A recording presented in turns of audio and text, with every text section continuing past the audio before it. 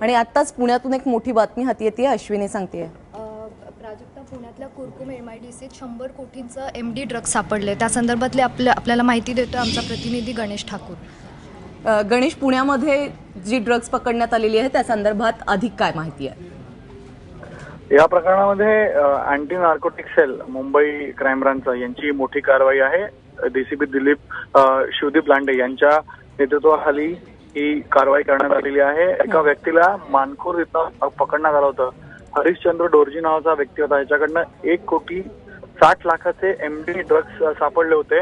त्याच्याकडनं विचारपूस केल्यानंतर पोलिसांना शिवदीप लांडे यांच्या टीमला समोर आलं की हा ड्रग्जचं कन्साइनमेंट जे आहे पुणे कुरकुम MIDC इथं एका फॅक्टरीमध्ये तयार होत होतं आणि कुरकुम इथं जाऊन त्यांनी जी कारवाई केली तर एक मोठी केमिकल फॅक्टरी बस्ट केली आहे।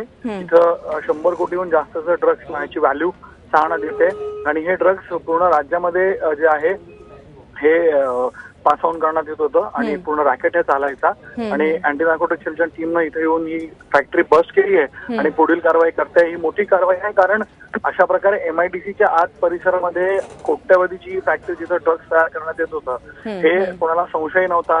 केमिकलच्या नावाखाली हे अशा प्रकारे ड्रग्ज बनवत होते आणि लहान लहान जी कॉलेजची मुलं आहेत, टीनेजर्स जे आहेत त्यांच्यापर्यंत पोहोचत होते आणि म्हणून हे मोठं यश आहे आणि पुढील कारवाई आता अँटी नार्कोटिक सेल करते की कोण कोण यामध्ये सामील आहे, याची व्हॅल्यू काय आहे, कुठे हे ड्रग्जचे सोर्स होते, यांचा नेटवर्क कसा होता। पण या व्यक्तीकडनं जे ड्रग्ज सीज केलंय त्याच्या आधारावर पुढील कारवाई करून आणखी ड्रग्ज सीज करण्यात आला आहे आणि पुढील कारवाई या संदर्भातली आता अधिक चौकशी होणं देखील गरजेचं असणार आहे। आणखीन बऱ्याच गोष्टी यामधून पुढे येऊ शकतात। गणेश, धन्यवाद या सगळ्या सविस्तर माहितीबद्दल।